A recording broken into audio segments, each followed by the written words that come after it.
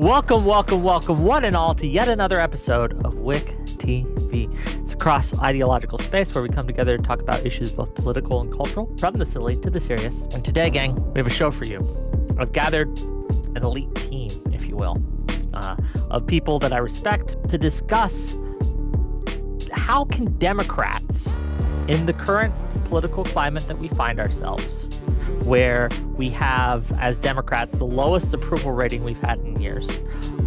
We have a situation where more and more people are identifying with the Republican Party and affiliating themselves with the Republicans than with the Democrats, and it hasn't been that way for a long time.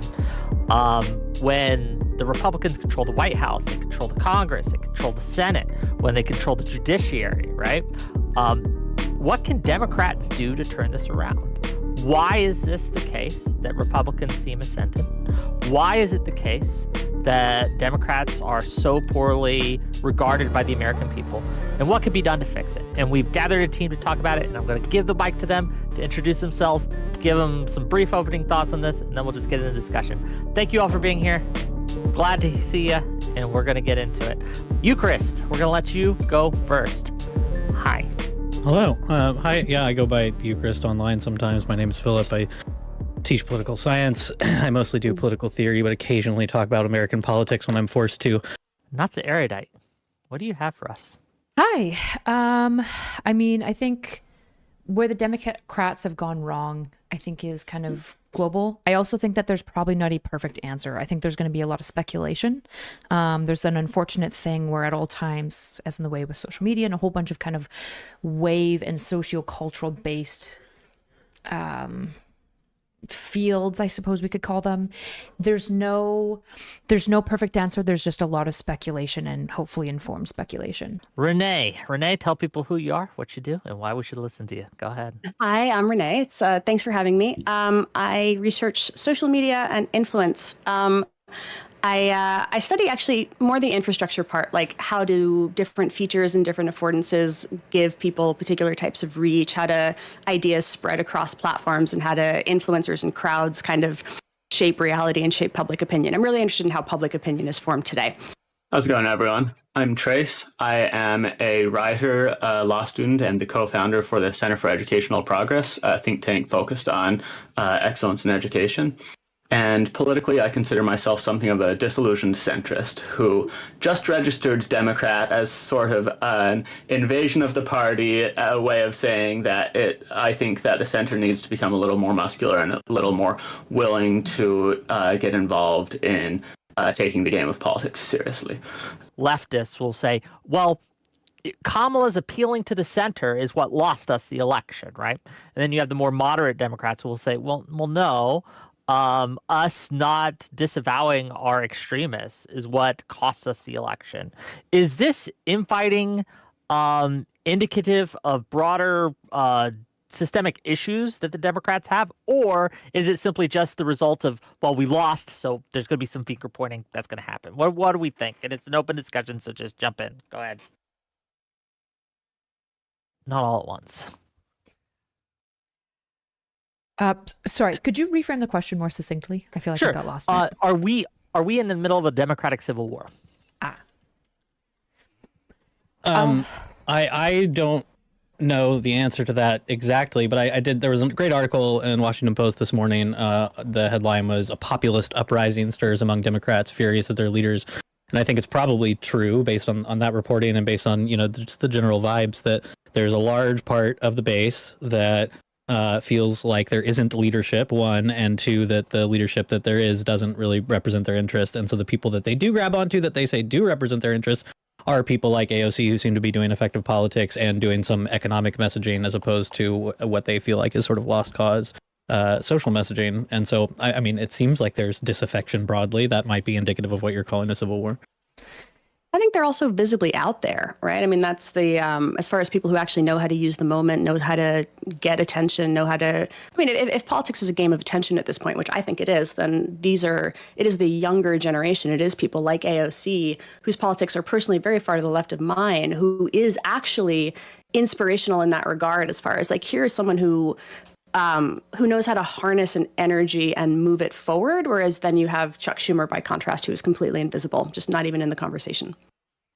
Yeah. Well, go And the last time Chuck Schumer was represented in the conversation, everyone was pissed off at him, right? He just looked like he acquiesced to the Republicans on the spending bill, which at this point now, it doesn't really matter what Schumer does. Everyone just is going to hate him because he spearheaded what is viewed as the laying down to the Republicans, right? So there's not just this civil war as far as like there's a civil war insofar as like Israel-Palestine. Like that is a really difficult problem to solve for the left, especially. The right, I feel like, wrestles with it a fair bit less. There's pretty few on the right that I think are really staunchly Palestinian, except for like probably more on the extreme right who just really dislike Jewish people. And so there's so many fraction lines that make it really hard to resolve, right? Where the more that you appeal to people who are in the Free Palestine camp, the less that you appeal to those who support Israel and feel that Israel is getting kind of dogged on unfairly. And so there's civil wars on multiple lines. There's a lot of people saying that we should work more closely and try to use the system to create some level of bipartisan work with the MAGA team. And then there's, as the same article that Eucharist mentioned, since he gave it to me, is, people getting really angry about that and being like, how dare you expect me to give them any points whatsoever? I'm not doing it. I'm not engaging with them. And I think the problem is that the answer to what will win us the election, but more importantly, protect our democracy, it isn't knowable precisely. There's a lot of guesses as to like what the correct pathway is, which I think is why this is such a difficult thing to answer and spooky, because it means that the people who will rise up to try to answer it are probably people who are best capturing emotions and not necessarily having good policy or strategy. I guess it's a little bit of a side question, but I realize that perhaps foundationally we just have to ask, why do people seem to hate the Democrats? Democrats hate the Democrats. Everyone seems to hate the Democrats. Why? Why are they so unpopular? They're so unfun. For one. Yeah, I think that's part of it. I think the key is people did not hate the Democrats during the Obama era. Democrats really liked the Democrats during the Obama era. Everyone liked Obama. Everyone had a good time. Everyone could basically unite under the tent of Obama, except that at that time, there were already seeds of discontent. You had some of the progressives feeling like Obama made big promises and then didn't quite accomplish a lot of them, left them wanting more, left them hungry for more. But at the same time, you had this sense of inevitability, this sense that things were going the Democrats' way. They would just keep going the Democrats' way. There was this demographic inevitability that they were just going to keep winning and winning and winning. And then you sort of got hit with a triple whammy. You got hit with Hillary trying to sort of clear the path for herself, and having one stubborn senator from Vermont refusing to let her clear the path, which suddenly all of this frustration with the mainstream Democrats coalesced into a singular vision of Bernie Sanders' socialist left. If you didn't like the mainstream Democrats, if you didn't like Hillary Clinton, if you didn't like this, clearing the path, any of that institutionalism, suddenly you had an outlet for it. And you had a good 4 years between 2016 and 2020 of movement building with that, and I'm feeling like they were robbed by Hillary, feeling like they didn't get a chance, feeling like they were this insurgent uprising. And so really you had these seeds of discontent going through that. And then you had the 2020 primaries, where everyone was really trying to play to that faction. Everyone saw that ascendant, aggressive, angry left faction, and they wanted it. Everyone leaned left, and then the old moderate guy won. And for the institutional moderates, that felt really good until they saw him putting a lot of Warren's policies and a lot of the further left policies of the Democrats in, and suddenly they felt a little bit rug pulled by that too. Then after all of that, everyone got mad because Biden kept deteriorating and lying about it, and everyone around him kept lying about it, and he wouldn't drop out, and he wouldn't drop out, and he wouldn't drop out, and then last second, he made a complete fool of himself at the debate, threw everything into chaos, tossed Kamala up last minute. Nobody was super excited about Kamala. Nobody was super happy with anything, and you just had this glorious mess that had been building for years and years and years, where every faction had many, many good reasons to be upset with each other, with the Dems, with everything. And this sort of just like cratering to the ignominious end of the Obama era, symbolized in Biden just sort of tottering off. And that's, I think, everyone was mad for very good reason, I think. And do you think that this is playing into the Democrats' political problems today? Do you think that that is affecting why they lost and why they seem to be, at least, with a few exceptions? There's some special election that happened in Lancaster, Pennsylvania the other day, which may be a small sliver of hope, right? Where a Democratic, I think a mayor, won in a Trump plus 15 county, right? So it flipped from red to blue. But other than that, the metrics aren't good for us, gang. So do you think that what the narrative that you just went through, the history, if you will, that you just went through, do you think that that's playing a major role into why we're having these problems?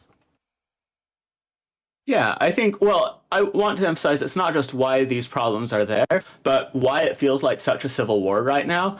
Everyone senses opportunity, and everyone senses opportunity that hasn't exactly been present for a long while because the direction has been set for a long while. Obama and this sort of coalition has set the direction for a long while, but everyone sort of feels that collapsing. Kamala didn't really have, I think, ever a clean message beyond like save our democracy and pro-abortion and everything. Like, I think those were the two notes that everyone really heard from Kamala. She didn't really I don't think she ever convinced anyone outside the core liberal faction of here is a positive, strong, unifying message.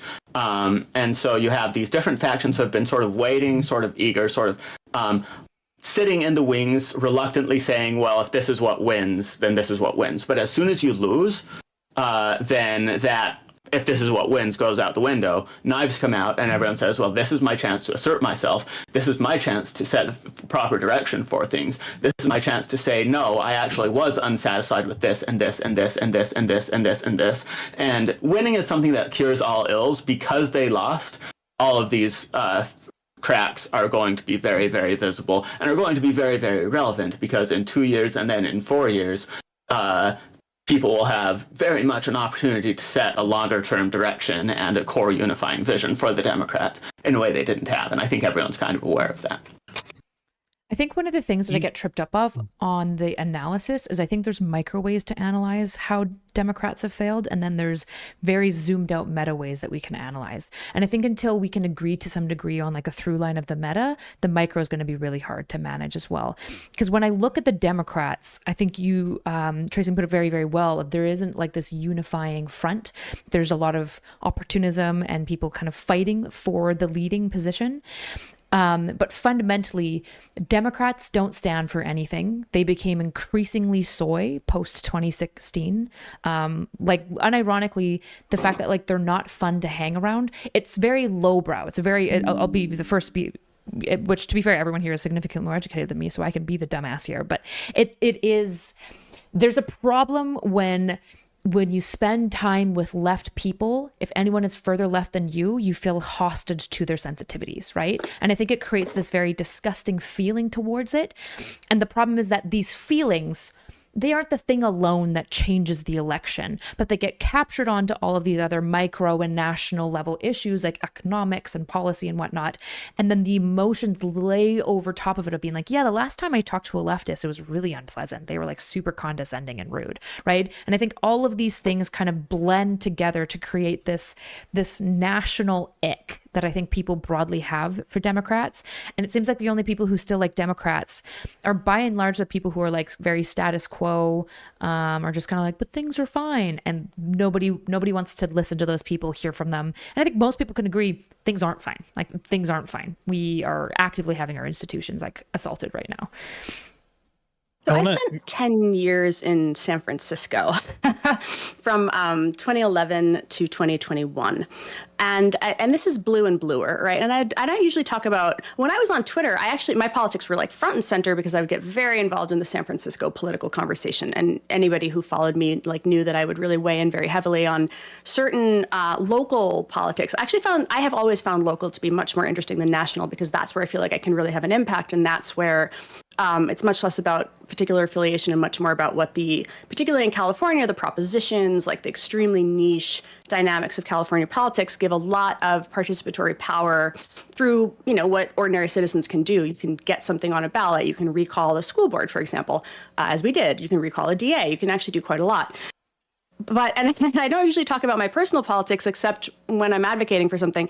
But the feeling that I had there was that even though we were blue and bluer, it was really a fight for who owned the brand, right? What was the brand of Democrat? And this would come up in some sort of kind of funny ways, delegates, right, to the DNC, and these dynamics around which, particularly because San Francisco really looms large in the minds of conservatives, right? It's on Fox News all the time, and that meant that the caricature of liberal governance or far left governance, as the moderates of SF saw it, shaped public perception of what the Democrats were writ large, even as we weren't 100% sure if we counted as Democrats or if we were independents or if we were moderates or what we even were.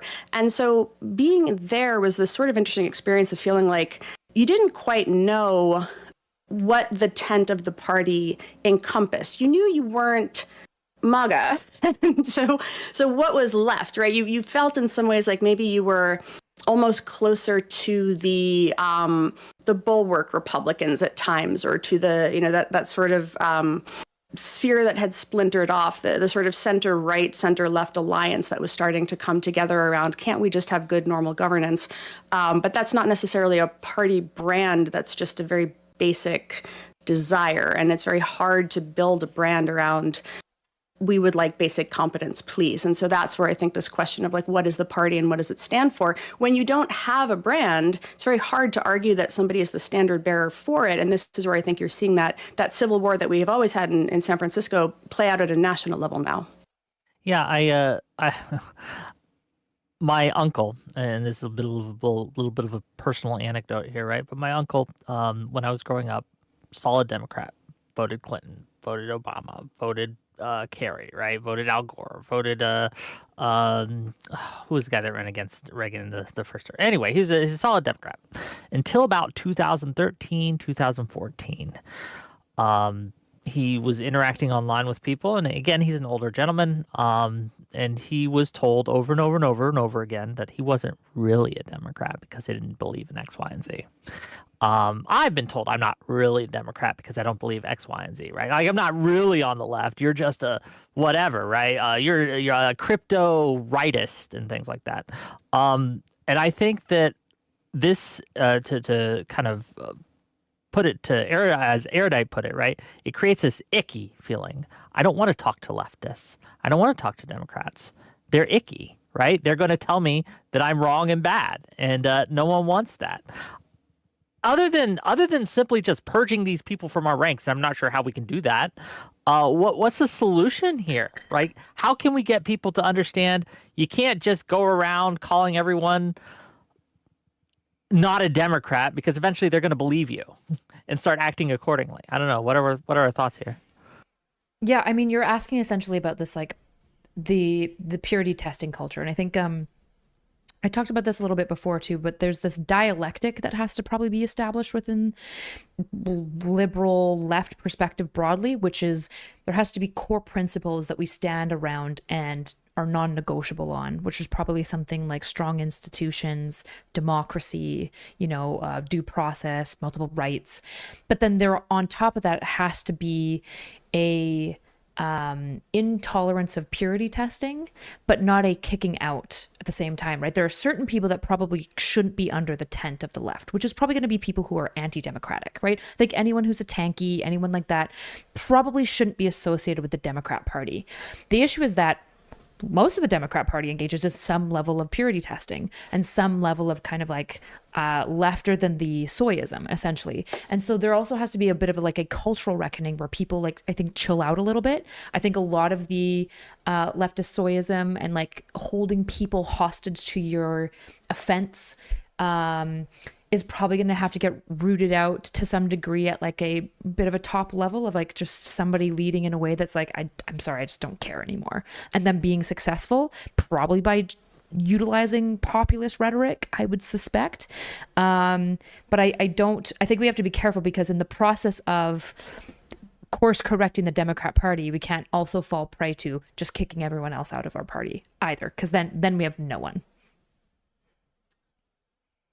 So I think something really key did happen this last election, and in the quote-unquote heterodox anti-woke circles that I spend and continue to spend a lot of time in, something that opens up a really good opportunity happened, which was for years and years and years, this specter of Trump had been looming over things in a lot of ways, where it was like, what are you going to do, vote Trump, basically? And then a lot of people voted Trump. You saw sort of a winnowing in this heterodox space where I got accused of being a crypto rightist all the time, and all the people around me got accused of being crypto rightists all the time, and everyone, faced all these accusations and everything. And in some cases, it kind of became fair because some of those people I was hanging around did just turn and say, I have these opportunities in the Trump admin, I have these opportunities with this stuff, I'm going to do it. And I saw for myself, like, I was in a position where I could have very feasibly been involved in some way with the Trump admin. One of my articles influenced an executive order. Like, a lot of them were sort of paying attention to me. The Trump space is a lot more attentive to that sort of like social media influencer space. And so they were sort of like courting people like me, while Democrats were sort of like shoving people like me away and saying, no, we don't want you, we don't want you, we don't want you. So what I would say basically is, and I can't really give this advice to the Democratic Party because I don't think they'll trust like heterodox center sorts saying, oh, you need to adapt yourselves around us. But to the people like me, what I think I can say is basically, first off, you need a positive vision other than just anti-woke. Like, anti-woke, whatever, is not useful. It is, you can't just be against something. You can't just form your cluster around being against something, because the more you cluster around being against something, the more your cluster is going to center the people who are most against that thing. And if the thing that you're against is left-coded, then your cluster is just going to become super right-coded. And that's one part of it. But another thing, in addition to like standing for something positive, you need to basically show that you are useful, to be legible, to be useful. So you have people like the Bulwark guys, right, who were sort of these like traditional disaffected conservatives who became legible and became useful and became, I think for the Democrats, sort of their model of the Republicans we need to reach out to our Bulwark sorts who hate Trump, who like the things that the Bulwark sorts like, everything, maybe reach out to Liz Cheney, that sort of thing. And what disaffected center sorts need to do, I think, is to become legible as a demographic of, these are our priorities, these are the things we care about, this is where we are standing, and we are going to keep standing here. We want to work with you. We know what you want. You know what we want. Now let's figure out a way to pragmatically work together. And I think that if you are clear about your priorities and clear about willingness to work with someone, then particularly in an environment where people are looking for solutions and looking to build a big tent, that's the sort of thing that becomes very, very useful to a political party. What should our positive message be as Democrats? Because again, last election, it seemed we're not Trump was kind of the thing. Like, Trump is bad, Orange Man bad. Don't vote for Trump, vote for us instead. That at least that seemed to be the pitch. That didn't work. What should Democrats run on? What should we be selling to the American public? I have yet to be convinced of the sort of story that you hear sometimes. I don't know that any of you have said exactly this, but the idea that like Democrats ran too far to the left this time around, that had any impact. I think one of the issues that people sort of rubbed up against was the sort of disingenuousness of certain positions that were offered by people like Kamala or the way that people view, I think, Gavin Newsom now. And him just sort of being a political weather vane, changing with the times depending on the position he's in or what the shifting winds are on things like crime or whatever. I feel like you could have a Democratic Party that is solidly left, like even more left than now, on especially certain economic issues, like fighting hard on healthcare, fighting hard on working class issues. I feel like would be perfectly acceptable. That article that I sent around earlier, that's what Ro Khanna is getting up and stumping about at these town halls that he's hosting. I don't think that there's, like, I've not seen any evidence that kind of agenda, if that was like the defining characteristic of the Democratic Party, would be punishing, right? But the disingenuousness with which, like let me give you an example from like people on the right that I know, right? I think there are people on the right who are perfectly happy that some of the Silicon Valley mood is shifting towards Trump, that like Zuckerberg is going to UFC fights and hanging out with Rogan and stuff. They're happy about that. But if Zuckerberg got up and tried to run for office as a Republican, I think they'd say, no way, absolutely not. We know what you were like 10 years ago. And so like I think the same sort of phenomenon happens when you have like people like Kamala who 5-10 years ago were being far more progressive and now are trying to knock it back. Like it just feels disingenuous. It's not like she couldn't have just been a dyed-in-the-wool progressive. Like people don't seem to be punishing AOC because she's more progressive than most. Like she seems to be quite popular, all things considered, in a leaderless party. So yeah, I feel like that's a perfectly open field. I mean, I think one thing that happened to Kamala is that she had the worst branding party for her, right? They really tried to brand her like she was a Biden, and they were running off of a lot of Biden policies. But Kamala is this kind of like feisty, definitely further left, I believe, maybe not anymore, politician who in every way shouldn't be branded like Biden. That's not her, right? They gave her this very like kind of waspy, clean white branding when she's like a pretty feisty Black woman who's got pretty different opinions, I think, than a lot of people. And when they first started leaning in on her personality and her type, when she first came onto the scene, when it was her PR team, she was doing really, really strongly. And then it upgraded and she essentially got the Biden PR team because they had more experience. They were updating all sorts of things, and suddenly everything fell apart and they started prioritizing things like traditional commercial advertisements while Trump was going on stream with Aiden Ross and doing like hilarious McDonald's bits, right? And so I think what happened a lot is that there's this schism between the perception of the Democratic Party, right? When people hear that I'm left-leaning at a media level, that's very different than what the policymakers are doing and the funders are doing. What is the difference? What's the fundamental difference there? The institutions of the Democratic Party are a lot more stodgy. They're a lot more white. They're a lot more old. And the media of it is very young. It's very populist, and it's very leftist a lot of the time. And this is why leftists feel completely abandoned by the Democratic Party, because they are. The Democratic Party was like, that's a really cute aesthetic. I'm going to wear it. But like, it was never inherent to them. They were never like socialists in the way that Bernie was. So I don't know why they needed to put on that outfit, right? And so then everyone's like, well, this was fake, which it was. They burned all of their relations with the further left because they stole their aesthetic and didn't care about it, which I would view offensively as well if I were them. And also had kind of this like milquetoast kind of like positioning. Did I answer your question? Can I build on that? Yeah. I think what you're getting at, and what I was going to say when around the same time as you were talking is it's the authenticity piece, right? That's the thing where going live is, it's putting yourself out there in a completely different way. That's the difference between, the same way we had politicians change between radio and television, we have the same shift that happens between television and social media, and then social media and the shift to video, right? It's just, who are you? Who do you show up as? I think that you can get away with quite a lot as unapologetic. Like, I think that's actually really the number one thing. This has been my experience anyway, right? Like when I said, I don't even necessarily identify as a partisan of a particular point of view or flavor, but if there's something that you really actually care about, showing up for that thing very unapologetically, that's what resonates with people. And that's, I think, whether you call it Democrat or not, it's that, the candidate, whatever they, if they put the D after their name, then they become an avatar for the Democratic Party by showing up authentically in that way as themselves. And that is something that I think AOC and some of the younger generation intuitively understand, that the older, more managed, manicured, like, here our branding people have gotten to you now. Once that happens, it disappears. Yeah, exactly. Yeah. No, I think that one of the benefits that Bernie had when he was running, and and it's very much the same benefit that Trump has, like him or not, he's genuine. You know what you're getting, right? And that's not to say honest. Trump is anything but he is unapologetically, genuinely a liar. And he's okay with it. He doesn't care. And as you said, he makes no apologies. He's like, I'm just going to lie to your face and you're going to take it. And everyone seems to eat that up for whatever reason. I do worry about going down that road as Democrats, though, right? I do worry that it's simply going to lead to this situation where no one apologizes for anything, and we get darker and darker and darker and more and more extreme until who knows, right? But I don't know. That's just what I'm observing. You seem to disagree, though, Trace. Yeah.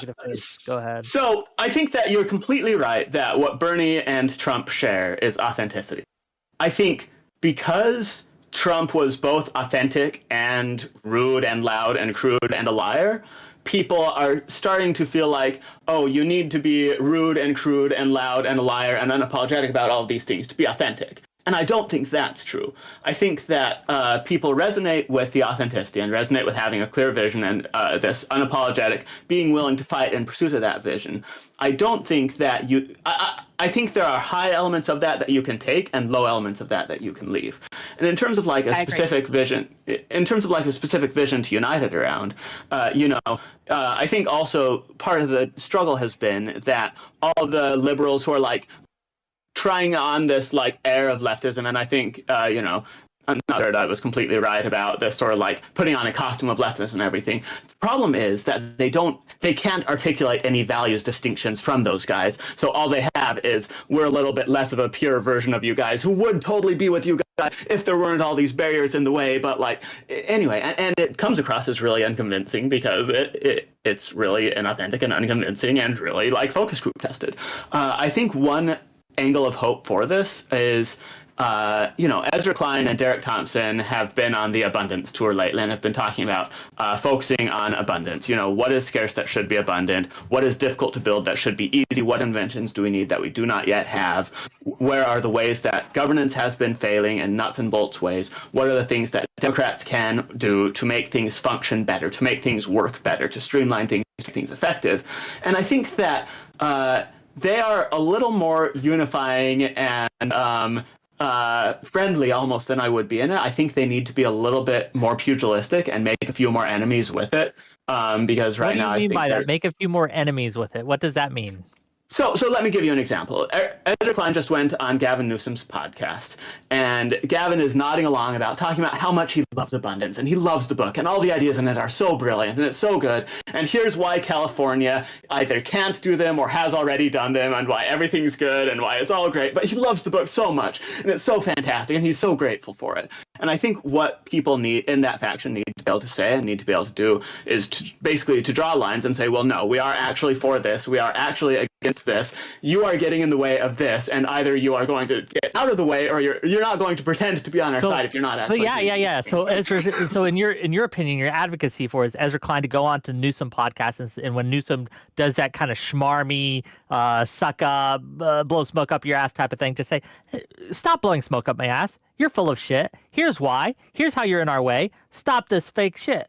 Right? Yeah, absolutely. Was the governor of California. My God. Yes. I mean, it's where YIMBY emerged because the state was so incompetent on housing. I interviewed Derek for Lawfare podcast, and that was the one thing where I was like, explain to the California politicians specifically, point by point, what they need to do, because we have talked about this in California for 15 years and nothing has happened. Like, it's such a missed opportunity. It really is. I mean, people need to be hitting the politicians with this, saying like, here is where you have failed. Please do something different. Here's the roadmap for you. For the love of God, change it up. And that's what I want to see anyway. I want to see like the younger generation actually take that. So yes, I completely 100% agree.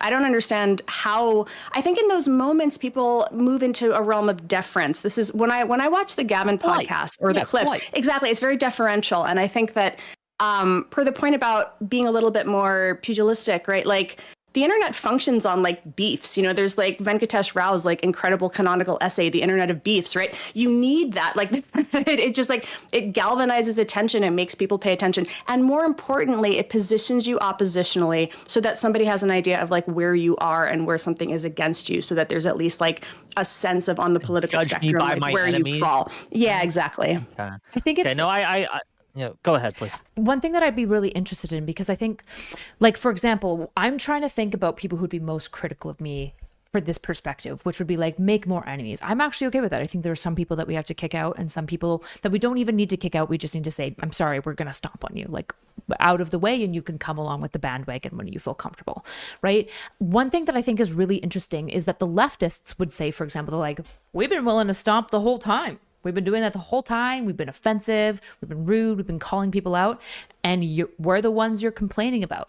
Because I think what's really difficult is that when you create a group that says, not everyone gets to be part of the group, and these are our core values, and we are going to fight you, and we will be mean and confrontational at times. I think the most important question is, how do you do that ethically, right? And I think my criticism of the leftists isn't even that they're mean. It's that I think that they're mean incorrectly. I think that they prioritize the wrong things broadly, but their meanness, I think, is actually pretty solid and pretty reasonable enough. I think that their anger a lot of the times is justified. I just disagree a lot of the time with their policy making, for example. And so I think one of the big things that has to happen, particularly I think within like the liberal part, because I think that, at least for me, obviously the policies that I fall in line with are going to be liberal broadly. I think that liberalism is a pretty good idea by and large. What liberals have to do is not be afraid, because we're like, liberals are like almost like malignantly polite. We don't want to offend, right? We certainly don't want to offend, right? Yeah. We don't want to offend anyone. But what are the battlefronts that we should be selecting, and what are the ways that we engage in that warfare that still maintains ethics, right? Like, I think canceling, for example, is really bad. Even though I disagree with everything that Hassan says, I disagree with his platform, and I think that he doesn't belong in the left until he gets in line with being pro-democracy. I would never want him deplatformed and just taken off of the internet. I think that that's bad, for example. So then there's these questions of like, what are the ethical ways that we engage in this essential like civil warfare? How do we kick people out? How do we keep people in? How do we tell people we don't care about their feelings? How do you do all of this without going the wrong way in the way that MAGA has, or in the way that maybe we feel that leftists have? I agree with what all of you are saying to various degrees, and I do want to hear from you as well, you, Chris, in a second, but I just want to get this out before it slips my mind, right? Is that I think that Renee and Tracy are exactly right, that a lot of people of the Ezra Kleins of the world do need to be more combative. We do need to stand up for ourselves more, right? We need to say, no, these are our positions, and no, you're not really one of us, right? You are actually in the way of us, and this is why. But I think that the problem with the left, right, with the more leftist kind of progressives, right, is they have no sense of moderation, and they will stomp anyone. I call them the Highlander left, because there can be only one, right? And if you aren't all the way right with it, don't spit out your drink. It's okay. Just hold it in. Okay. But no, if you aren't with us, right, you're against us, and there can only be one true leftist, and the rest will be destroyed.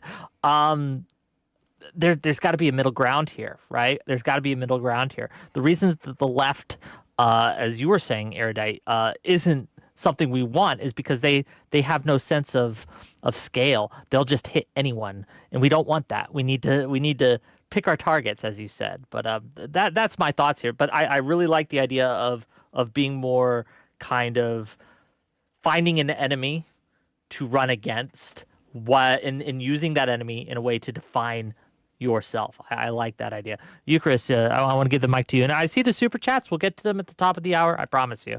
Okay, but Eucharist. Yeah, I don't want to like lapse into just talking about messaging stuff. So I don't think that's what this is. I think it's an interesting point. It's not my monkeys or circus, because I'm not a Democrat to know who to kick out, who to keep in, and for what reason. But I think maybe the more important thing is how do you get some people back who may feel very alienated, right? So the story of the 2016 election at the end of the day is the story of a few key counties in a couple key states like Wisconsin and Michigan that were Obama voting counties that were Trump voting counties. And so like I have, again, speaking anecdotally, I grew up in Tennessee. Tennessee hasn't gone Democratic since Clinton because he was a Baptist. And before that, they hadn't gone Democratic since Carter because he was a Baptist. And there was this drive I used to take in high school through a little holler that there was a family who hung Confederate flags outside their house, but always had yard signs for the local or state representative Democratic candidate. So these are old school Democrats, like working class Democrats. But then 2016 rolls around and they've got Trump signs, right? These are the kind of people that you lose that I think you have to find some way to get back in if you want to regain some of those losses.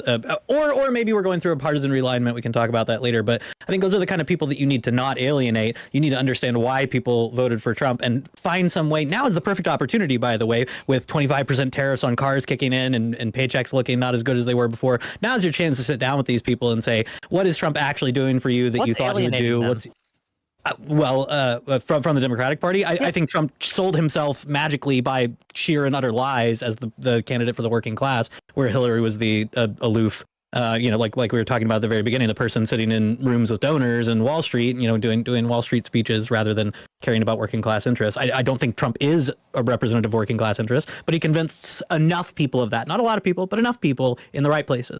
And so those people now are probably a pretty good time to say, hey, look at your wallet. That didn't seem to work out, did it? So, yeah, rather than saying, oh, you filthy Trump voter, how dare you? You may never come back in. Right? Is that something we should do? Like, because I've seen the memes, right? We've all been on Twitter, maybe some of us more than others. But there's the "Fell for It Again" award, right? That keeps getting given out. The leopards eating faces meme, and the tendency for a lot of people, and unfortunately, I seem to fall into this trap myself on occasion, where instead of when someone on the right expresses regret for their vote, like, oh man, I didn't think Trump would do this, I kind of regretting my vote a little bit. One of the things I see people do is, you fool, you utter idiot, you're getting what you deserve, you better take it now, right?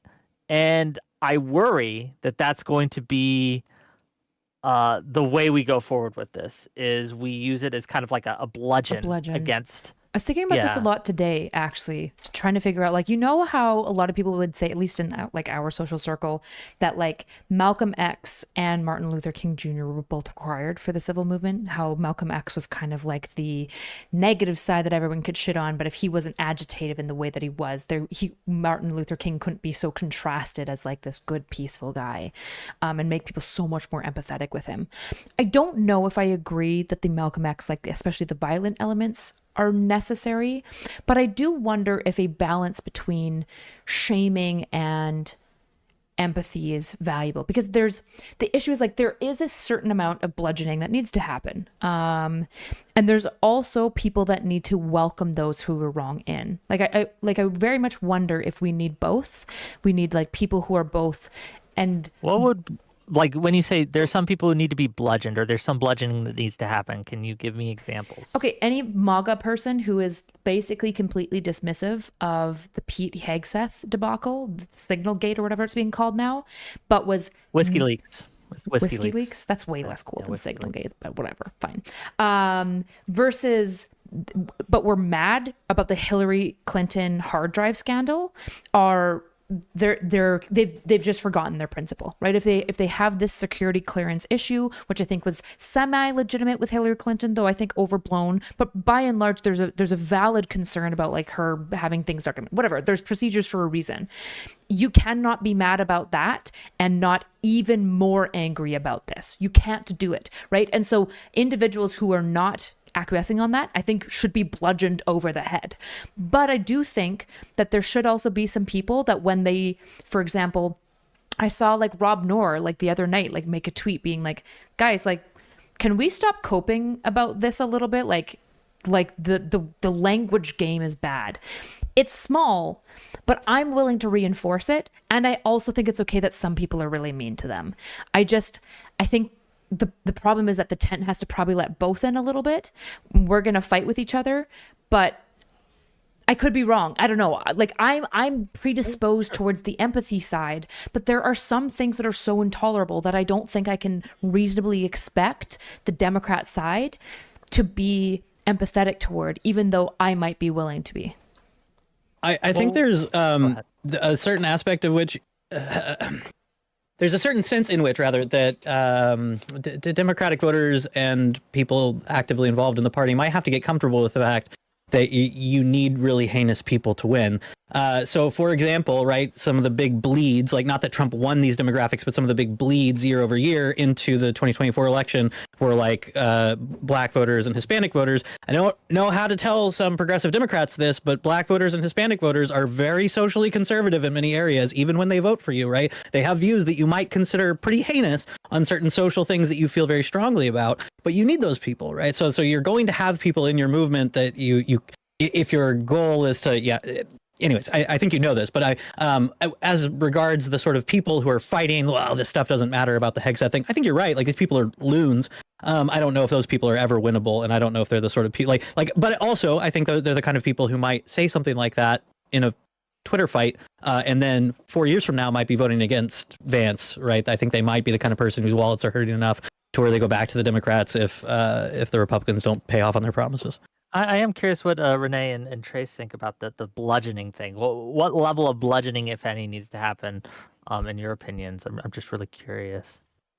Well, what I was thinking actually is that does it matter if you bludgeon? So one of the things that I look at in my work is actually just the splintering of people into now distinct social spaces, distinct social platforms, distinct moral spaces, distinct physical spaces in some cases. There are certain places where you live in the real world where you are in maybe politically diverse areas still. I'm in DC, so it is, but that question of like, does me wagging my finger at somebody actually matter to them? And the answer is really no, it doesn't. And that's because they don't give a shit about my opinion, right? Because I'm not part of the community.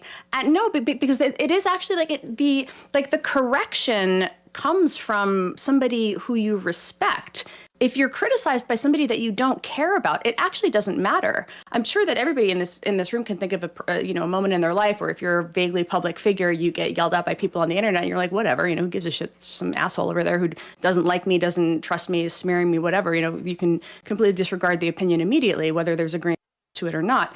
And so there's that question of like, the correction has to come from somebody that you either respect or is vaguely adjacent to your community. And that's the question of like, so who does the bludgeoning? It has to be somebody where there's still an adjacency. And so when I pop over to Twitter, the people that, because I spend actually a lot more time on Blue Sky, which we can talk about why it doesn't have to be lib Twitter, and it would be nice if it wasn't. But when I pop back over to Twitter, the people that I'm actually really interested in, who do show up in my For You, are actually the people who are the ones who feel like they didn't quite get what they signed up for.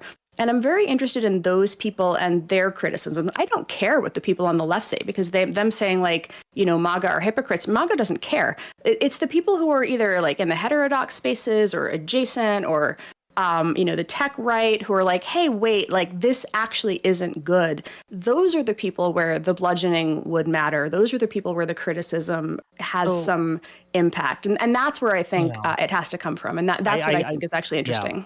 No, I think I both agree and disagree with this. I think that you're correct. If I'm being criticized by someone that I view as my enemy, whatever, I don't care, they're my enemy. But one of the ways I identify enemies is by them bludgeoning me, right? So one of the reasons I think that someone is bad faith, we use that term a lot in this space, right? Oh, you're just bad faith.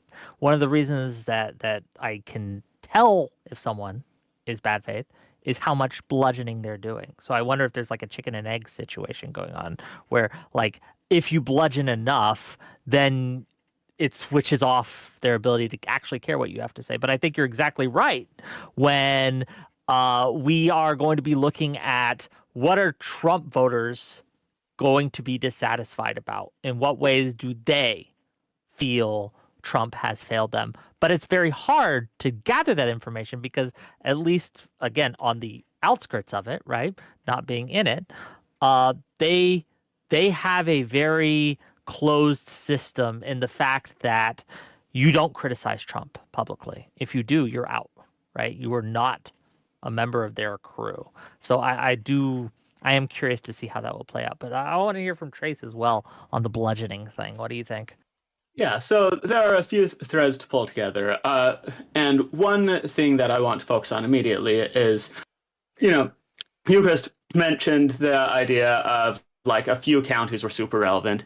And I think it's important not to overplay that sort of thing in the sense of in 2024, so many areas flipped right so much, and there was such a red wave that, California flipped like 9 points to the right, even though it was never going to actually flip its vote. That sort of thing matters. And for me, like, Trump and the MAGA movement are so uniquely urgently important to defeat and uniquely urgently repellent, it is almost unthinkable to me that it is even close right now. And by almost unthinkable, I mean, like, I think the Democrats should not be looking to like flip a few counties back and to take the tails of a few Trump voters. The Democrats should be looking to answer how can they build like massive, powerful, overwhelming coalition against this thing, a group that is, genuinely strong. And the only way to do that is to have a lot of internal disagreement. And so when you're looking at the question of bludgeoning and so forth, and what is too far, what is not too far, from my perspective, the thing that Democrats have really been cutting their own legs off with again and again and again and again and again is excluding people, is telling people, we don't want you here, you're not welcome here, get out, go away. And they have done this to a lot of people. They have done this to a ton of people. They have done this to a ton of positions, a ton of viewpoints, a ton of people who hold any of these things. You know, the entire quote-unquote heterodox sphere exists because they feel like Democrats have told them, go away, screw you, we don't want you here. Like that is, Claire from Quillette was going to be here at one point, and I was going to really make that point that with her whole publication, that whole sphere, like all of that was sort of defined in many ways as the liberals that the Democrats don't want. And I think Democrats need to completely abandon that. They need to toss that. That is one of the reasons I wish she was here. Unfortunately, she couldn't make it due to other circumstances, but she apologized. It's okay. We're all good. But her perspective was valuable because I have seen so many people from the left, from the Democratic coalition, shit on Quillette and that kind of sphere of things. But I've also seen Claire and a lot of Quillette members stand up against Trump and say, this isn't okay. This type of behavior is just not okay. And that would have been a really valuable perspective here. But that's okay. We're here anyway. So, yeah. And so give an example of what I think is a sort of health pugilism.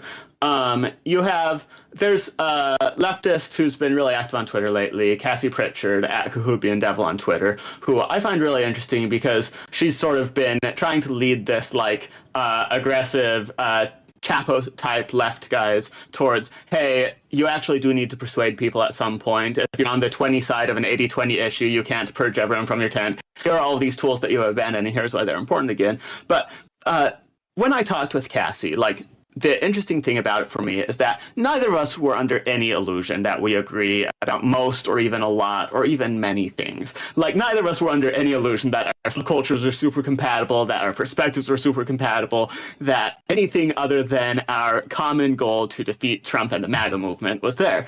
And it's fine. You can have a lot of pugilism, you can have a lot of back and forth, and you can have a lot of wrestling for power if people are secure in, but we are still ultimately working towards this common goal, and we value your help towards this common goal.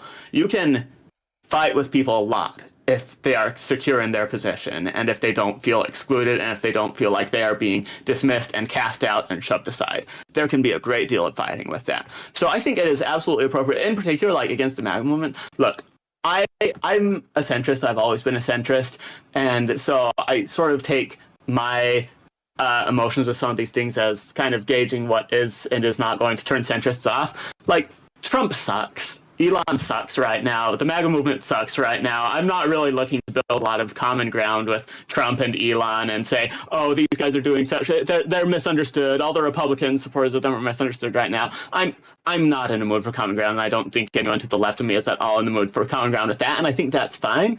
But I think you do want to, like, people who were drawn to that and find some, and were disgusted with the Democratic Party, were disgusted with those things. You know, you don't want to, like, validate the actions of your political opposition. You do want to say, hey, if you find any sort of common ground with our frustrations, if you find any sort of common ground with anything we're saying, then forget about whatever else we disagree on. We want to hear you on that common ground. We want to hear you on the things that you share with us. And whatever else you disagree with us on, that's fine. That's fine. If you agree with us on one thing, you're our friend. On this, and no, we have time for this before we get to super chats. What are the opportunities here, right? Because you mentioned a few things like what kind of centrist, like more kind of soft Trumpists, the people who soft voted for Trump, not the MAGA people, but the people who were like, I don't really like either party, but I'm going to hold my nose. I'm going to vote for Trump. What are some of the opportunities that you see recently happening? I know that you, Chris, mentioned things like pocketbook issues, tariffs, the car tariffs that are coming in.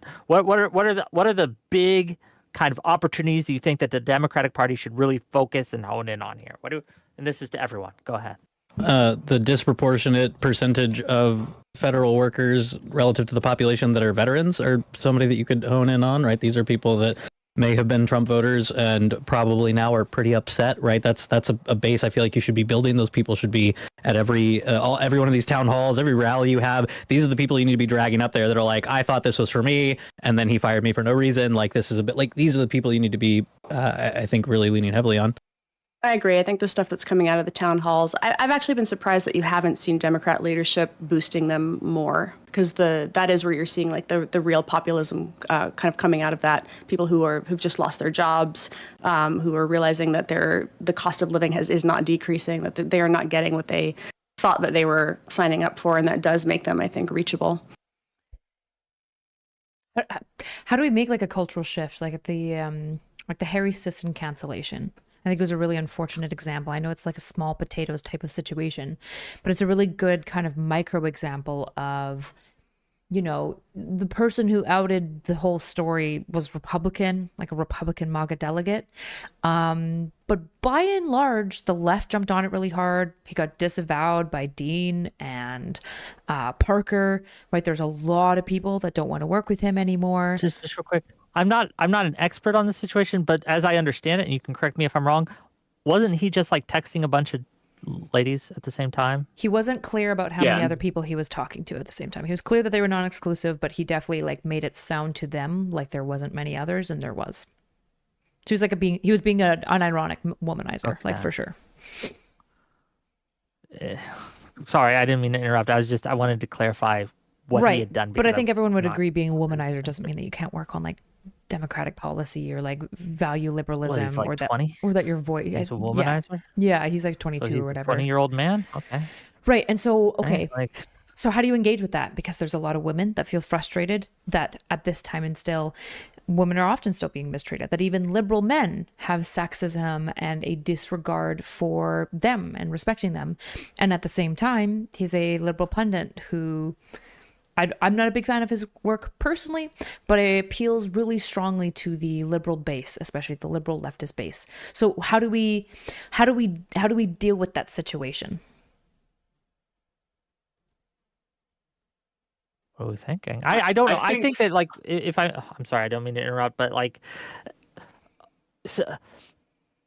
gang, if you're out there and you're texting women, okay, if you're DMing women, don't lie to them. That's bad. You shouldn't lie to women. But if you're in a woman's DMs and she's DMing you, odds are you're not the only guy she's DMing. Just understand that, okay? And understand, as a woman, if you're DMing a guy, you're probably not the only woman she's DMing. I see this as... I don't see this... I worry that the people who are making this a big deal, right, within the left party, who are canceling him for this, are playing into the Republicans' hands, because this feels like a... Democrats have a masculinity problem, and I think this plays into it. Trace, I didn't mean to interrupt you. Go ahead. I just needed to get that out. Yeah, I mean, I think part of it is you want to hear and understand and respect people's concerns without being held captive by their concerns. And I think that Democrats have really struggled with that last part. Democrats have been really, really good at, if someone is in a quote-unquote marginalized group, what have you, they are very, very good at hearing their concerns. They are very, very good at accepting their concerns. They are not very good at not being held captive by them. And I think a lot of times it's appropriate to say, yeah, you know, I understand you. I hear this is a problem. This is legitimate. But yours is not the only voice in the tent. Basically, like carving things out where it's not so much everyone must be in solidarity with everyone else all the time, and more there's going to be a lot of disagreement and a lot of fighting and a lot of people who you think are pretty gross in one way or another who happen to share some priorities with you, and you don't have to get along with them. You are very welcome to get along with them, but don't make a huge fuss when someone else gets along with them. Like, basically sort of set a meta level frame of nobody has to interact with anyone else. Nobody has to like work alongside anyone else. People's concerns, people's frustrations, whatever, that's all respectable. But if someone happens to want to work with them, if someone happens to want to chat with them, if someone finds some area of commonality, like, let that happen. And so maybe just like 50% less coordination, basically, is what I'm saying. 50% less centralization, where you sort of let a group of, this moderate is not going to get along with this leftist ever. This leftist is not going to get along with this. Right. Don't secondary sanction. Don't. Okay, right. I get what so you're saying. Then the question is, how do we resolve the paradox of tolerance, right? Because if we say like big tent, well, the problem is that there are certain things that are intolerable, and you have to either establish those before you start your big tent, or someone in there will establish it for you, which is, I think, what happened with the left in large part. Like, the left, in large part of why it became a big tent, is the left was chasing inclusivity as like one of its most important tenets for a while. It's just the inclusivity that it was interested in was more about like demographic diversity than necessary ideological diversity. And so if you're saying like we should have this big tent approach, we should be chill. I agree, right? I don't care about who people want to platform or engage with. I don't care, like, at all. I might be like, oh, I don't like that person. That's about the end of it. The question is, what is the intolerable? Is there somebody that isn't allowed in the tent? And if we say yes, which we probably should, what is the behavior that's intolerable? Because we have to resolve the paradox of intolerance if we want to have a big tent. I guess if I may ask you, Erudite, recently I know a lot of people have kicked, I don't want to say kicked, sank out, but Cenk Uygur for going on to Charlie Kirk's show, going on to all these right-wing shows. Yeah. And they were saying, no, that's the line. That's the line we should draw. Cenk Uygur is interacting with like Charlie Kirk of all people, right? And they're saying we shouldn't, he's a grifter. We shouldn't even deal with him at all. Do you think that's the line? I mean, I obviously don't. When you say intolerable, I'm not the right person to ask, right? But like the problem is that like here's the issue, right? My bias of intolerability would be the people that want to kick him out for that. The issue is that that's also my political bias. What's the actual lines of intolerability, a behavior that we can't tolerate? I think one thing most people can agree with at the Big Tent is being anti-democratic. If you want to see the end of democracy, you're probably not in our tent. Like, obviously, but there probably has to be a couple of other things. And this is the unfortunate dialectic of the balance of purity testing and us agreeing that purity testing is really bad. Just had somebody in my chat coming in being like, do you believe this? Yes or no? And it's like, I'm not doing your litmus test game. I'm good. Right.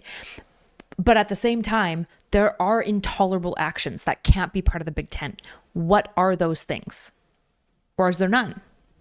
So this is really tricky. And for a couple of examples of things that have gained like mass popular appeal that I would love to say, like, I don't ever want to work with someone who thinks this or whatever, but don't think I can, or say like support of Luigi Mangione, like, to me was a huge red line. Like, people cheering this murder, this like cold-blooded murder is horrifying to me. Like, that's something that is absolutely beyond the pale to me.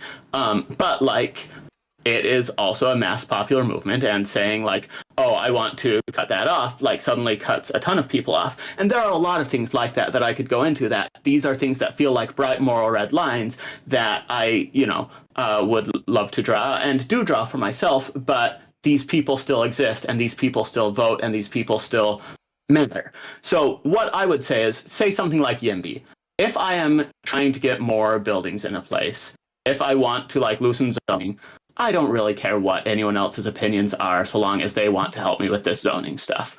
And go issue by issue or frame by frame. Like, if I can find someone is willing to align on this wide enough area that we can work together in a narrow way, then they can be wildly evil in all sorts of other ways. And if I don't have to support their evil, if I'm not like endorsing their evil and working with them to build something evil, if they are saying, but these zoning things, like, we could do that. Okay, look, anyone who can help change the zoning thing, fine, whatever. Even Hitler? No, I'm kidding. But, yeah, look, if Hitler wants to come back to life and vote for Kamala Harris over Donald Trump, I'm not going to reject that at the ballot box. Like, sure. Epic gang. Okay, we're gonna put that on the clip things. But I'm curious what the rest of you think. Renee, what are your thoughts on this? I'm just really, really curious. Go ahead. It's interesting because I feel like my professional job is to describe what is happening. And so it is to observe. Here's the communities, here's the narratives, here's the networks, here's where stuff moves. Just, this is what is happening. And that's why, in a lot of ways, I don't actually participate very often in very many of the sort of like main character discourse of the day. I remember when like the Covington Catholic thing happened. I don't know how many of you guys remember that one, right? Where like those kids were, those kids were protesting, and the kid with the MAGA hat was, and the Indian, yeah, I know what you're yeah. talking And so about. I was living in San Francisco at the time, so I woke up 3 hours after that drama had started on the East Coast. I remember watching it and I was like, who are we mad at today? Like, what is happening today? And my personal feeling after watching so many of these things go by, just in my professional capacity, is that like, there's always going to be some Rashomon moment where you're going to get like the thing is going to come out and you're going to see the video from another angle and you're going to realize that something was wrong or someone was wrong. And like, does the world need me to weigh in on that moment? And the answer is usually no. So the way I think about this question in like, the areas that I do tend to participate in, like I'm stridently pro-vaccine, and I have been forever, for like upwards of a decade. I am involved in like, housing. I want the YIMBY movement to succeed, and a couple of other areas where, again, as I mentioned, like local politics is where I choose to get involved. And then in that capacity, it is very much a, who are my allies in this moment? Are we values aligned? Do I feel like my allies are sufficiently values aligned where I feel comfortable, being on the same flyer, if you will, or being in the same coalition. The other side of it, do I feel comfortable going into a space to debate? That's the other piece of it. And I feel like that has to be treated a little bit differently. Because there, I do want the assumption to be that I'm not there because I agree, but rather the opposite, that I'm there entirely for the other perspective, that I'm there, in fact, because I don't agree. And so I think is something that, in my experience, that the left does have a hard time grokking, that you can be there in the space explicitly to disagree. And I just try to be kind of, unapologetic or clear when I'm doing that. Doesn't mean I always succeed. I do get, sometimes I do feel like maybe I didn't vet something carefully enough, or there was something I didn't know about or whatever. But I don't know. I think it is, it's hard. I think it's very, very challenging to know all of the different facets. Grokking is one of those words I hear. I'm like, oh, okay, no, I know a lot about a person when they use the word grokking as a thing. It's like a tell, right? The 3 fingers thing. Let me get to some super chats. I do got to make a little money here, and then I want to continue the conversation. Shuzadem, I think I'm saying your name right, for $10, says this. Nah, the Democrats talk too fucking much instead of getting ish done. They make it hell to get anything they talk about done. And then they try to take credit for stuff people can't use or feel in their lives. What do we think of that? Are we just all talk, all bloviating? A lot of out it. Here. A lot of it, right? That's politics. I don't understand the criticism. Well, I think the criticism is born in like, do you guys remember when Trump threw that tariff on Mexico and threatened the tariff on Mexico and said, if you don't clean up your immigration and your cartel and fentanyl issues specifically, we're going to have some issues. But then what happened in the next month is they actually incarcerated a lot of cartel members. A lot, right? There was a lot more movement, which makes you go, okay, hold on. There was more that could have been done and wasn't being done before. There's probably a number of reasons why it wasn't being done before, but there was some level of prioritization that could have occurred to have this happen. When you look at the California housing crisis and all the steps that are going to be needed to make it more possible to just build, I think there's a certain level. When I was reading that article in WAPO today that you sent me, Eucharist, Ro Khanna was saying, like, I want to do this stuff for you, but you guys have to show up in numbers, right? And he's talking about the midterms. He's talking about elections. And what I really hear from a lot of voters is being like, you keep asking for stuff from us and giving us nothing in return. Like nothing in return. The policies aren't better. The reality is that probably some level of government audit is a good idea. There probably just is a lot of bureaucratic bloat that's occurred just over time, not even maliciously, just like over time, policies not getting updated. There is probably a lack of some level of accountability that occurs within a bureaucracy. And so I think there's a lot of voter frustration that I echo of being like, there's more that could be done, and you're not doing it. And I think the Chesterton fence wants to pump the brake and be like, well, we shouldn't do anything until we know what, causes this thing. And I don't like Elon's approach where he says, hack it all.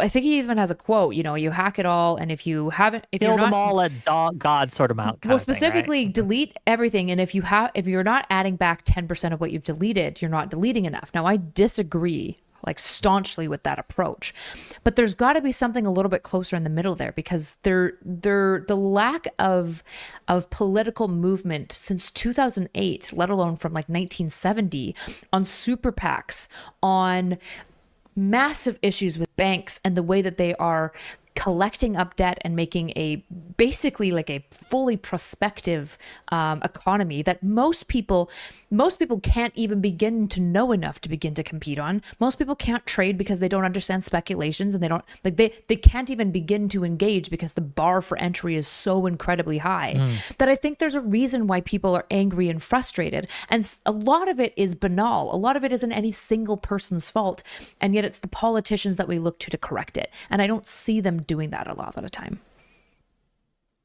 Any other thoughts on this? We've got a couple more. No? Cool. $100. Thank you. From Base Tiny. Thank you, Base Tiny. Why don't we rally around our forgotten story and founding principles? Hey, Professor, can you remind us about the principles of classic liberty from Spinoza to federal founding in 120 seconds or less? Sure gives a lot to be authentic about it. No? That's to you, Eucharist. There are two professors here. Yeah, so he should which have been professor? Totally Renee's you. here too. I was like, no, that's you.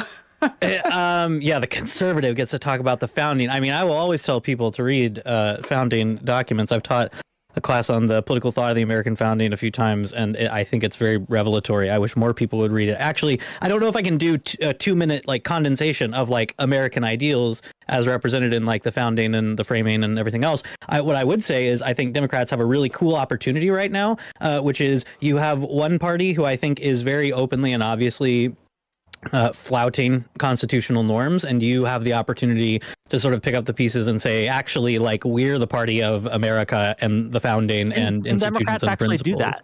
I don't know if they will. And Democrats actually do that. And what would be the path to doing so? Because I think you're right. I think that's a huge opportunity with the way they're handling the Mahmoud Khalil case, right? And the way that they're handling the deportations in general. I see a lot for when it comes to like soft MAGA, soft Trump. I do see a lot of people being like, hey, well, I voted for Trump and I wanted deportations, but what are you doing? Right? So go ahead. One step would be to stop acting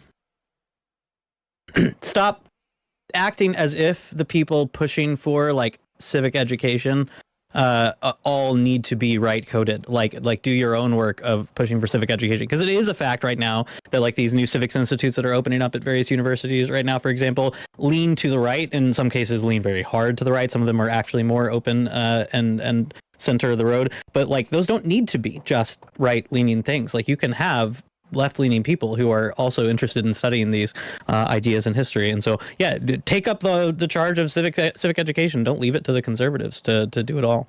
Own it and use it to do your critique. I think that's a very viable path. Other thoughts on this?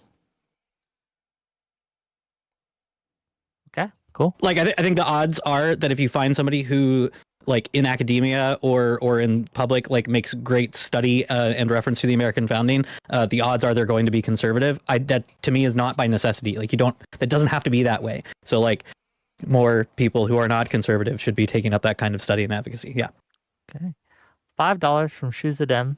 Yes, but Killer Mike is an amazing left activist, Bernie supporter. Thank you for the $5. And then like $5 more. Mike from PA. Is that Killer Mike? Killer Mike. I don't think that's it. I don't think that's Mike from PA. I could be wrong. $5 from Levi. Fascinating conversation. Also, Renee's book, Invisible Rulers, should be required reading. Oh, thank you. $5. I guess to that end, right? Like, who should or what should Democrats be looking to model if they want to find success? We've mentioned AOC. Is that a good model for other Democrats who may not share her values, but her style? I'm not talking substance here. I'm talking her style. Is that something that the Democrats need to adopt as a model going forward? Why or why not?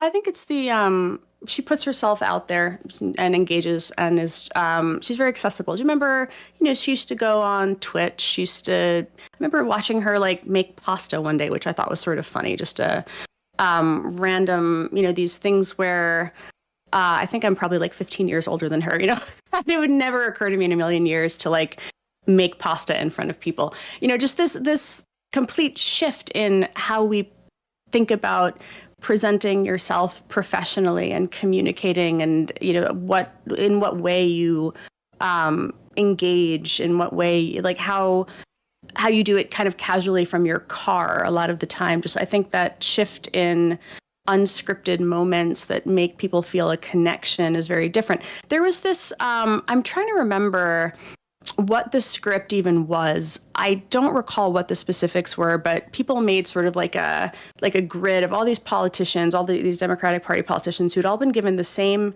camera and the same script. Do you guys know what I'm talking about? Yes, where they're all like... was it? Do you remember what it was? My gosh. I know it was like they were saying the same like swear and word they were in using there. curse words, right? Same... Yeah, exactly. Yeah.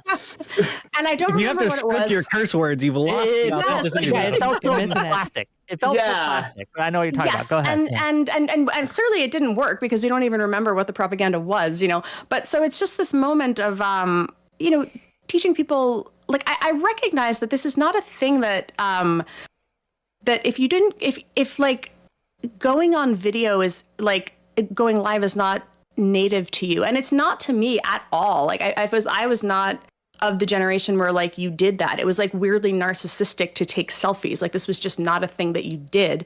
And I think, and they're even, 15 years older than me. Right. And so it's a, teaching that like, this is normal now. You either have to have a new generation come up where it is normal for them and it's just organic and they just do it the way that she does, or you kind of like give them some basic coaching through it, but without the awkwardness of like, now you're going to say this curse word and here's your script and here's your camera and like, this is how you're going to do it, because that is the opposite of what we want. So I think it's just, explaining how to be a human on the internet. Yeah, I feel like what happens so often in like elitist circles, this is like a common problem even like the mental health field.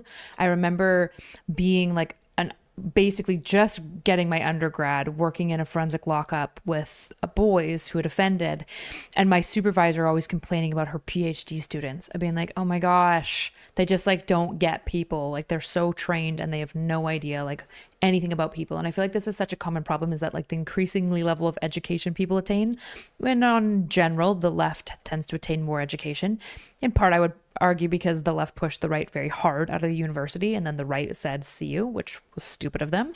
But the more educated you get, it's like oftentimes what occurs is like a lack of understanding people. You get very, very, essentially you like need to touch grass, right? I would love to see, for example, a Democrat candidate just like try to spend even like 2 hours like somewhere out in Georgia with like construction workers, like sitting over lunch, like just chatting and hanging out. Because I think they just couldn't hang. Like I think they would be lame. Like I think they wouldn't know what to do, right? Like if they hear a swear word, they're like, oh boy, let alone like the word retard. Like they're like, oh my goodness, retard. That's such a, right? And it's like, that's like not even an eighth of the language that they would hear. And I'm not saying to the candidates, I think when people hear this, they're like, oh, you're telling me that like Ro Khanna has to start dropping like, the R word or like calling things gay. R. Yeah. A retard, right? Yeah. So, yeah. Right. Or like calling things gay. And it's like, no, of course not. Of course not. But it shouldn't be like a shock to the system if you hear it. Otherwise, you have no understanding of average people, of working class people, of just of normal everyday Americans. And I think if you're so out of touch of that, I don't know how you'll ever, like, you don't want to get into the trip of a politician. And I think a lot of Democratic politicians and Republican politicians, that if you tried to turn on a camera at home and you're like, Nancy Pelosi or Hillary Clinton, it would be the most skinwalker lizard people experience for like most of us, right? It would be like that moment. What's that like famous moment in like Japan where like they hold up bananas and they're like talking about, talking about bread, and they're talking about like the cost of bread and how to store it, and the politicians talking about this, and it's like obvious that they have no clue what they're talking about. Like they for sure have a person that they hire and pay to buy their bread and store it properly for them, and probably also feed them, right? And so I think part of the authenticity schism is going to be the education schism that we see, the elitist schism that we see, the professional culture schism that we see, and I think until we find a way to bridge that a little bit, where we like make a whole bunch of Democratic politicians just go to summer camp. I'm joking, but just do something to insert them in the real world and just like make them exist there for a while to try to like figure it out. I'm a little bit worried about their ability to ever authentically. Part of why AOC can do this is because she grew up as a server. She was a waitress. Like she's from this culture. She gets it. I really like this idea. Ahead, you, Chris, and Trace wanted in too. So go ahead. Yeah, I think the idea of like going and sitting with construction workers, this was the thing that made a really interesting book that for a while was like the Bible of the 2016 election work. It's The Politics of Resentment by Kathy Kramer, who's one of my professors at Wisconsin. She, in 2016, published this book where she had just gone to rural Wisconsin and had just gone and hung out at truck stops and diners and just asked these people what they thought about politics. It was just this huge sweeping qualitative study of just like, they're saying this about the people down in Madison, they're saying this about the university, like this, the percentage of people expressing some sort of resentment towards the cities and the amount of money they get. It just happened to come out mid 2016. Then Trump wins the election and everybody's like, oh, this explains it. And so she became this sort of darling of like NPR and things.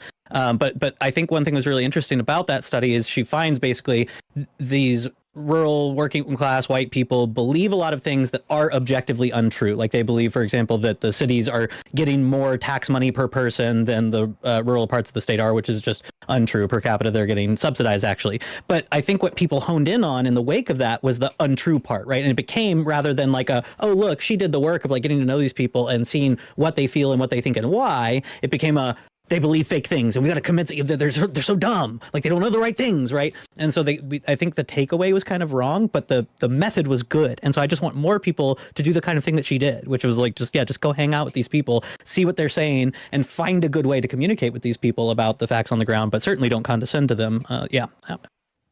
Trace, you wanted to get some thoughts on? Go ahead. You will very rarely hear me give Gavin Newsom credit.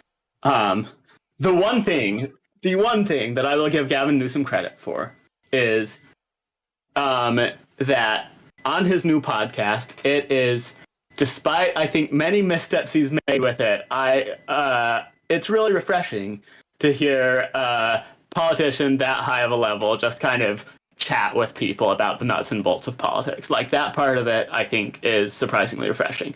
And I do, if you look at the overall statistics, like a plurality of Democrats want the party to become more moderate. A majority of Democrats, as I recall, want the party to become more anti-establishment and more like, more populist, more aggressive, whatever. So if you had, I think that honestly, I don't like Bernie Sanders. I don't like AOC. I never have, but I admire them a lot. And I admire the way that they are seizing the populist moment and connecting with people and reaching out to people and building a movement and taking these things seriously. And I think that for any like young, ambitious moderates, someone needs to do the same sort of thing. And someone needs to be willing to break with Biden, willing to break with the party, willing to break with the core establishment group, talk with a lot of people, talk with a wide range of people, be like the sort of person. So Kamala, you could never, ever, ever picture Kamala having a good conversation on the Joe Rogan podcast. Like everyone was talking, should she go on Rogan? Should she not? Whatever. It was a lose-lose for her because she was so built for scripted environments that picturing her in a 3-hour unscripted conversation about who knows what is like this completely alien concept. And you need someone who doesn't do that. You need someone who can just like chat about whatever, who can talk about interesting things at length extemporaneously, who can dive down weird rabbit holes, who doesn't have every single word focus grouped, who doesn't have every single word scripted, who doesn't read from a script and say, oh, now we're saying the F word more? Okay, I'll say the F word more now. Like, you need people who step away from that and but who you need are an just institution that will allow them. I think a really big problem as for a Democrat right now is that even if you're right, the Democratic Party, at least in like 2008 to 2016, even though they were still very stodgy, they were cool because they like took advantage of the nightlife scene. Like they were known as like the hedonic degenerates who would at least do like, you know, lines of coke in the bathroom. Now they're not even cool. Like they're genuinely, they're not even cool in that way, because I think the Democratic Party has become so risk averse, which I think is very much tied. Like when we call it purity culture, a lot of times what drives, I think, purity culture is fear, right? This fear of leaving other people out or offending people.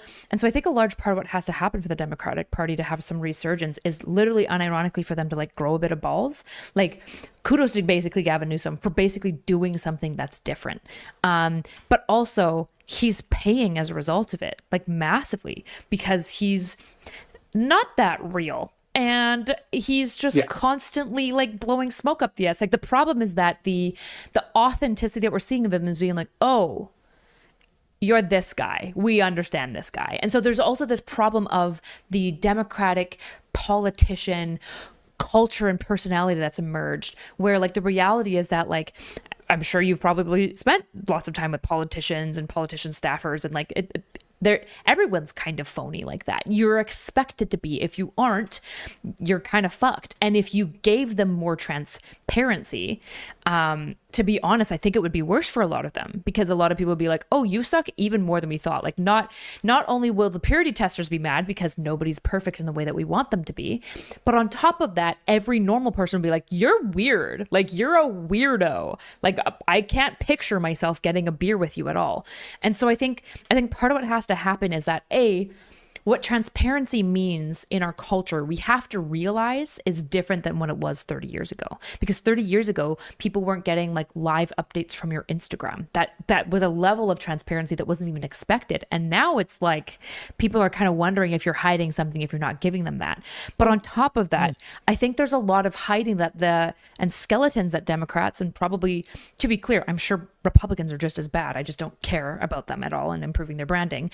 But there's probably a ton of skeletons in their closet. And so authenticity for them is lots of copium and lots of defensiveness and lots of blowing smoke up the ass and talking a good talk, because they could never get real for the life of them. Even in their own bedroom, they're still like calling their wife like Mrs. Newsom or something as they're like fucking her actively. oh God, we got to do a purge. I don't want to picture that scenario in any way, shape, or form. But like, I know you wanted to say something. Go ahead. Yeah. To respond briefly, I think that I hear you when you say you need a party that will let them. I don't think you do need a party that will let them. I think you need someone who says, screw the party. I think you need someone who's not actually waiting for permission. You need someone to be stepping up. You need someone to be stepping up, seizing the moment, and saying, I am going to throw some elbows. I am going to tear some skeletons out of closets. I am going to make things uncomfortable for some of the people around me and some of the people who are used to this phony situation. Like, generational turnover happens by force. All these changes happen by force. People who have power don't just sit back and say, oh, you want power? That's so good of you. You're so noble. You want to do all of these things. Here, let me give it to you. It happens because someone wants it to happen. If you see problems, like the people who are causing the problems aren't going to come in, change their minds around and like sweep it all around. You need someone to step in and say, look, screw you all. I have something I want. I have goals. I have a vision. I have these things, and I'm going to sell it to enough people that you have to pay attention to me. How do you get funders to give them money? That's the next question. Because if you want to talk about stodgy, then we got to talk about funders. That goes into my question that I'm about to ask. It's kind of tied into this, right? Is to what level? Because I've talked to a lot of people who've worked within campaigns at this point, right? Who've done various levels of advocacy, fundraising, and working within the Democratic Party, both on the local and national level. One of the complaints that I hear, not usually on screen, but usually off screen when I'm talking to them, is they want to do some things, but there are staffers, there are donors, there are people in the institutions who they are, as you said, scared of. They fear them. They fear that they won't be able to do anything, like they won't be able to go in and bust heads and things like that, because there is this level of institutional blockage that will sit on them, right, and just crushed them, and any kind of that authenticity in that way, how accurate is that? How accurate is that complaint? Are they simply just kind of like excusing their own stuff, their own failings, or is that an actual problem within the Democratic Party? I think that ultimately people, Trump kind of demonstrated the limits of that sort of thinking to me, I think, in the sense of no one in the Republican Party wanted him. He just sort of shoved his way in and said, I'm here now, deal with it. And eventually they all rolled around and said, I guess we're following you now. And the dynamics in the Democratic Party aren't exactly the same, but a political party is a construct for the purpose of winning elections. And if someone is winning elections, if someone is winning votes, if they have a popular sentiment behind them, then they can get away with a lot and they will convince a lot of people of a lot. I don't think people need actually to be led by all these different factions and all these different groups and everything. If they can show that someone is buying what they're selling, if they can build a power base, if they can become a force to be reckoned with, they can do a lot. And I think people, if people want to be bold, that option is open to them. San Francisco had San Francisco had like clubs, right? So there was like the United Democratic Club, which was the one that I was part of, which was like the moderate club, and then there were these other ones that were like affinity groups. So if you were LGBT, there was like actually a moderate LGBT and a progressive LGBT, and progressive meant like very far left. It wasn't like the national definition of the term. And so affinity groups grew, and then donations moved, and then you also had groups like Grow SF, which was, a lot of like the tech community began to realize that was a fantastic group, particularly as we had kids. And you started to see families saying like, hey, we actually really want real change, and this is a place where we can go and we can make that change happen. And you did start to see the rise of like a new political infrastructure to accomplish explicit political goals, right? We want the following things to happen over this time horizon. We want to shift a certain number of seats on the Board of Supervisors, basically like the city council. And there were, the sort of triangulation around like who donated to what, and then of course the allegations that like, Republicans were donating to, by which they meant moderate Democrats, the sort of like accusations of who was putting money in where. And, this is politics, right? You're always going to attack the other guy's donors as being somehow unsavory.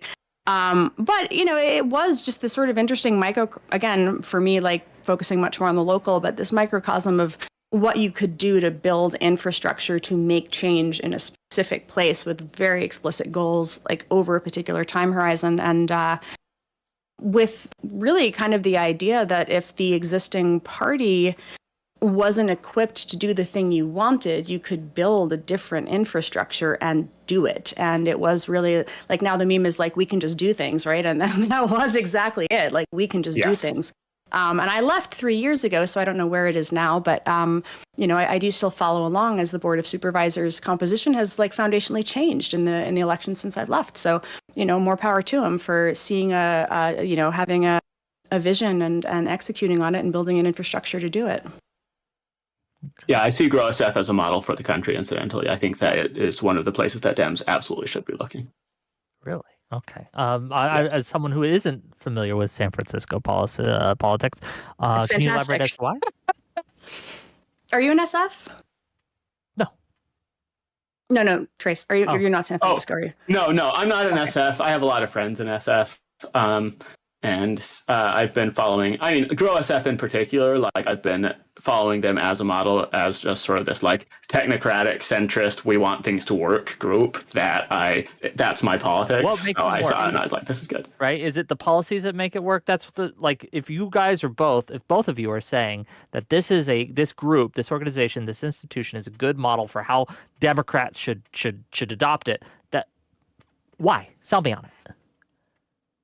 Well, I guess I don't want to speak out of turn because I haven't really been involved in 3 years, but I will talk about my experience when I was there. Before, yes. So just give us what you got. Go ahead. Come on. Be bold. It's that there were a lot of us who just wanted things to change. And, basic things like I'm tired of my car getting broken into. That is a really fucking basic need, right? Like a really basic ground level. I would like my shit not to get stolen, right? I would like my kids not to have needles on the playground. I would like my children not to teach my 4-year-old to recognize hypodermics, like really basic stuff. And that momentum, that like that rage, candidly, that galvanized people around, like we want an infrastructure of people who are going to move towards like just the idea that we will make this place a little bit better run. We are so tired of hearing why it can't be. We just want to have candidates who are going to tell us what they're going to do differently. And we want a politics of change. And we're going to build a movement of people who are really united around that. More importantly, we're going to bring in parents. So there's going to be like other groups that are going to start up, like SF Parents, which is going to really think about what we want the schools to look like, what we want the school board to look like. So you have not only the movements to think about the composition of the city council, but the movements to think about the composition of the school board, the movements to think about what propositions can go on the ballot. Because again, in California, with a certain number of signatures, you can put propositions on the ballot. So what are the propositions that we would like to see to move? Again, I hate propositions. I think they're actually terrible. I think that representative government should be doing the work of devising propositions in line with budgets and good governance. But if this is what you have available to you, let's think about how we can use this to accomplish certain things that seem like completely impossible. Can we use it as a way to break through and to make something happen? Can we make change through the system that is available to us? And so you just started to see people who were unified around really basic, we would just like the city to be a little bit better run. And the machine politics, the machine movement that felt so entrenched, these politicians who had been in power for so long, where they would like rotate off after terming out and then come back, and we were like, how do we bring in new people? Where is the new DNA? How do we recruit people to run? How do we make it a thing that is, that is like cool, right? How do you make it something where you're like, people in tech want to be involved and want to be involved in changing the composition of the city? And I think it really became something where it was a galvanizing moment for people who were apolitical when they realized that they had agency and they could actually accomplish something. And again, maybe I have a perspective as somebody who is political, like in local politics, but I think that was what it really did. It showed people that you could build infrastructure, and over a period of about maybe like 8 years, 10 years, you could have a pretty significant shift. Yeah, and I would say, like, just to point to a few specific galvanizing issues, San Francisco had its school board, like ending 8th grade algebra, questions about AP classes, ending merit-based. Yeah, I mean, it's one of my huge galvanizing issues. It's what the organization I founded is working towards. They were like ending merit-based admission at their top school, and so this group was able to get together and say, this school board needs to go. Here is why this, and this, and these specific, like, anti-merit ideological things. That was a really galvanizing thing in San Francisco. Same thing with like Chesa Boudin, district attorney.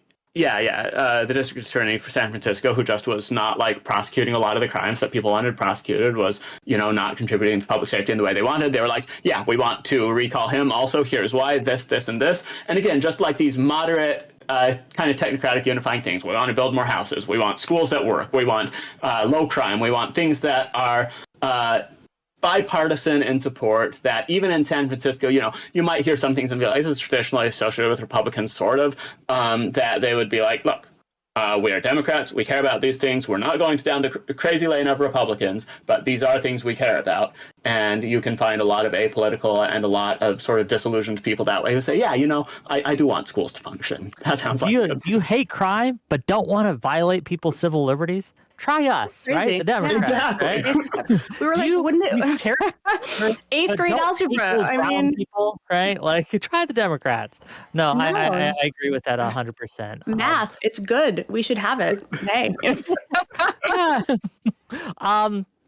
Man, I have so many problems. I don't want to solve math problems though. But let's go. We are running out of time, but I do want to get to like 2 more really important questions I have for all of you, right? All of you here. Are there any policies that Democrats are running on, that are holding, that they are keeping, that are acting as an albatross around our necks, that are acting as an anchor. What are those policies? And how do we extract ourselves from them? Anything, anyone, any policy. Like I'll give you one that we could probably get rid of. Transports. I think that just needs to be a fight that we do no longer fight. That we say, okay, no, we're just wrong on this. The public's kind of spoken on this one. So what I'll say briefly about that one in specific, and I agree that that one's an albatross. I think that Gavin Newsom, to go back to him, abandoned it in exactly the wrong way, which is to go to Charlie Kirk and to be like, oh yeah, you guys totally had a point about all of this. I see exactly where you all are coming from, and we were mistaken. You guys were so right about this and this. Sorry, Republicans, we goofed on that one. I think that's wrong. I think there is absolutely a way to recenter it and to say, look, we do care about trans people. We are going to continue to care about trans people. Here are the core civil liberties and the core, focused, dignified things that we want to fight for trans people on. However, we are not going to, we're not going to go full down every ideological line and say every ideological thing we must hew exactly to that. And I think, the sports issue is a good example of something that, within a unified pro-trans message, within a unifying, we are not going to abandon trans people, we're not going to throw them under the bus, but yeah, we are going to change some of these policies. I think that is a good example of what to do. But yeah, I think there's a right way and a wrong way to go about even things like that are the wrong side of an 80-20 issue. I think even kind of connected to this, but essentially putting progressivism before empiricism, where we're pushing for a lot of inclusions of trans sports, for example. I'm very for including trans women as long as equitable play can be achieved, right? And I think the only way that we can figure out how to do that will be through good science, actually good non-biased science. And to be honest, I think the left has super failed trans people because we haven't been pushing better for good science, because the best way to help any individual group is through good science. I think we did a lot of bad stuff with our education system. I think it was laughable in a lot of ways. I mean, I'm a Canadian, I'm not gonna lie. I would, now that I'm here in America, if we have kids, I don't want them to have your guys' education, at all, which is terrifying, right? Because the Canadian education system isn't perfect by any means. But the fact that education is such a paucity here, it's such a joke, it's so expensive, the standard for teachers seems really weirdly low. What democratic policies around education do you think specifically, right? Because I understand what you're saying, but what are the specific policy positions that Democrats are running on or holding regarding education that you think, get it, toss it, right? I think a increasing exclusion and lack of care for things like grammar, philosophy, the really core stuff, the really core unfun stuff, increasing shifting towards all the soy shit, kids get participation awards, and if they don't want to do math because it's hard and sad, we pressure them less. BC and Canada recently instituted this new system where you can't be graded, you just get we're happy, we're very happy. They just have this bar system now, which is basically just worse grades. So all sorts of silly stuff like that. I think, for example, a lot of the sexual education classes, some of them I think we managed really, really well, and some of them I think that we managed really inappropriately. I think the tension that occurred between parents and the education system, where they were increasingly at odds with one another, is really bad. Just to name kind of a few. I haven't read up on the education system though, so I don't have more specific policy. No, you're fine. I was just curious if you had a policy that you were okay, this one, I hate this one, right? Let's get rid of it.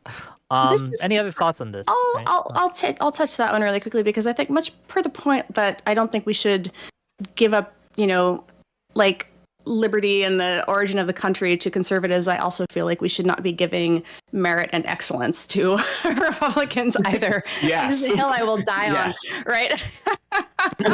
I want evaluations, right? I want to know where children stand. I want them frequent and early. I want them to then be used to help children who are falling behind to be pulled up. What frustrated me about San Francisco and the elimination of 8th grade algebra was that they did it because Black and brown children were not performing at the level of white and Asian children. And so rather than seeing that as a sign that they should be helping those kids earlier, they eliminated it from the top, which is why we started calling it Harrisonburg or Ununified, and saying, like, how can you do this? How is this a solution? It's not. We need to instead be looking at this and saying we need to be pulling kids up. There were also these like weird expressed versus revealed preferences around charter schools that were very interesting, because the charter schools were unfortunately, in many cases, seeming to perform better. And so you would have charter schools in the city that, where people would say like, no, those are terrible, with waiting lists where, I remember getting my waiting list number for the lottery, and I was like, wait, 200. And I was like, okay, you're all on this list, And just these dynamics. Terrible. Around, no one should join them. They're going to take my spot in line. This was specifically for a bilingual charter. But it was these dynamics of like, how do we have experimentation? I think also questions around how do you meet both special needs children at, both ends of the spectrum? How do we ensure that gifted children are, receiving services? How do we ensure that children who are struggling to read are receiving services? How do we come up with ways to ensure that those services are provided? This is where that question of funding is actually very, very important to me. And I think that safety net for education is something that the left really should be leaning into and arguing that this is something that we actually need to be doing. We need to be thinking about how to, how to create opportunities for economic growth for people later in life by prioritizing education earlier. And I think that that's a message that wins, and emphasizing education much earlier on by changing the narrative around it is something that could be a significantly winning message. And instead we just keep, kind of abandoning it, ceding the ground on that. Absolutely. Go ahead, please. Sorry. Yeah. If I could jump in quickly there, because not to plug my organization too much, but the Center for Educational Progress that I just founded, I founded because I'm looking at education at this issue and saying people have been doing far too much leveling down, and no one has been really in an organized, broad, cohesive way properly pushing against this leveling down and properly saying, well, no, we do want things like, these gifted programs that people are closing, here's why they are valuable. The evaluations, here's why this is valuable. Raising the bar, pushing people up, raising the ceiling, here's why these things are valuable. And I think there's been sort of a void in the ecosystem for a long while. Like, you have a lot of these equity-focused policies and you have a lot of these liberty-focused policies in education. You don't have a lot of policies, like we're fighting between removing 8th grade algebra and keeping the status quo. And that's not where you want the conversation to be around excellence in education. You want the conversation to be around how can we help as many people as possible go as far and as fast as they want to go. And I think that is absolutely a unifying, winning thing for the Democrats if they can really jettison the leveling down thing that has been from sort of their far left fringe. And I think it can be done. I think a lot of people are ready to jettison the leveling down sentiment, but the case needs to be explicitly made for it. And in regards to, go ahead, please. I just thought of one.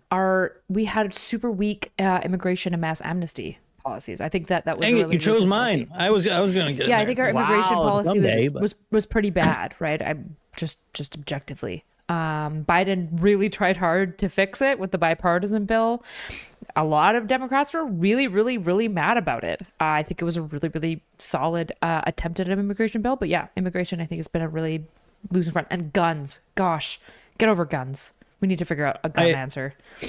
That's on the immigration thing, I think Bernie is kind of a model for this, where he, for quite some time, he's probably gotten more flexible of late, but he, for quite some time, has been like fairly comfortable with a decent amount of immigration restriction, because he's like old school workers' rights kind of thing, like recognizing like, hey, the neoliberal open borders bring in the cheap labor thing is not actually good for the American working class. And so I think that's something that's potentially replicable. So yeah, you like, especially if you want to recover some of the bleed in the Latino voting population, especially in border states, like that seems like a good place to hone in on, is like the Latinos who are here and able to vote don't seem to like the more lax policies.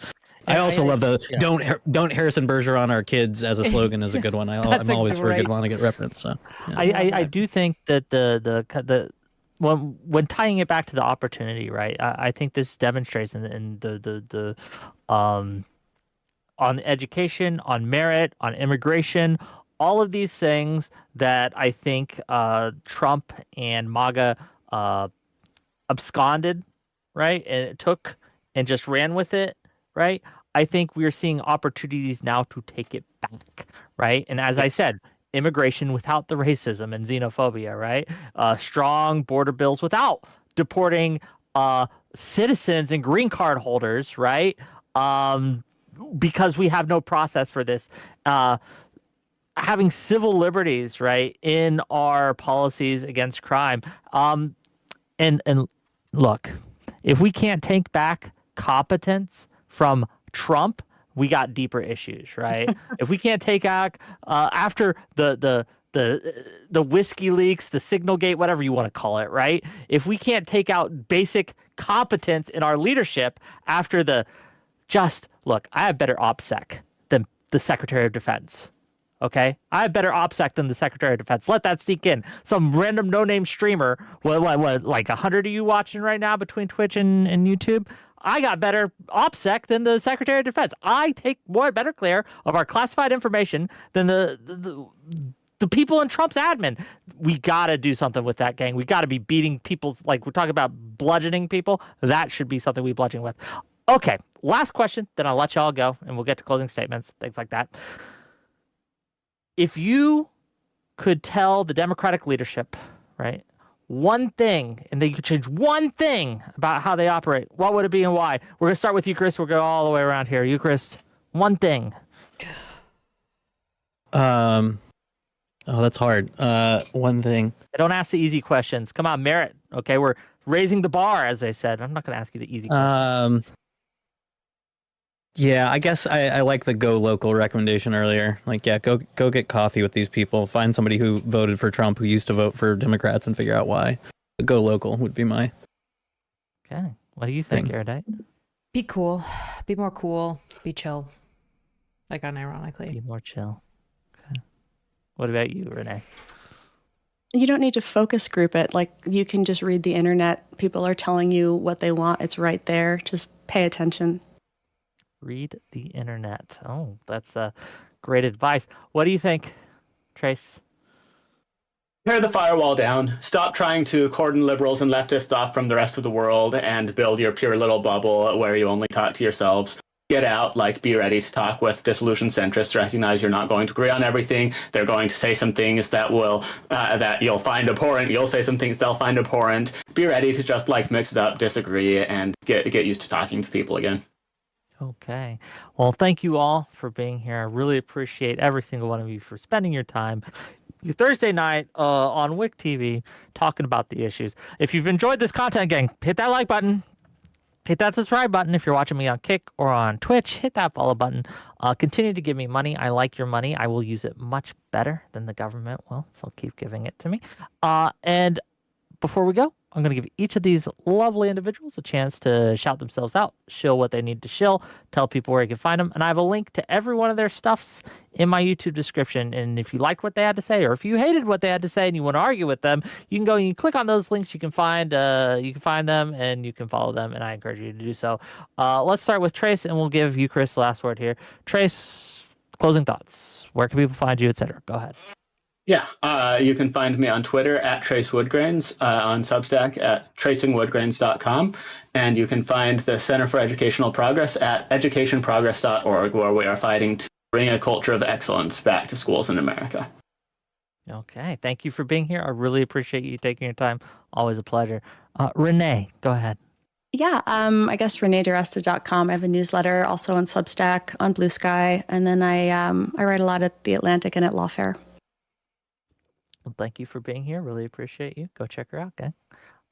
She'll be in the next group chat since she's at The Atlantic. They're just going to roll through. Yes, exactly. I get added secretly also all the time, just like Jeff. Yeah, my name is notsoErudite. You can find me under that everywhere. Erudite is spelled ERUDITE for those who are not sure. Yeah. Click my name. Cool. I'm not good at outros. Thanks for being here. Always a pleasure. Really like having you. And last but certainly not least, and look, my favorite right-winger, my favorite conservative. Okay, I'm just being real. But he sucks at bowling, just by the way. You, it's Chris, true. Go ahead.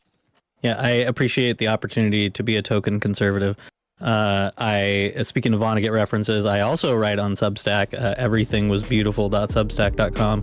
And then you can find my other stuff from there. But yeah, books and sometimes politics. I try to avoid politics on Substack because I yell about that enough on the internet and in my classroom. So mostly other things there. Okay. Thanks for having me. Well, thank you for being here. Always a pleasure. Wait, bye-bye, everyone. Bye.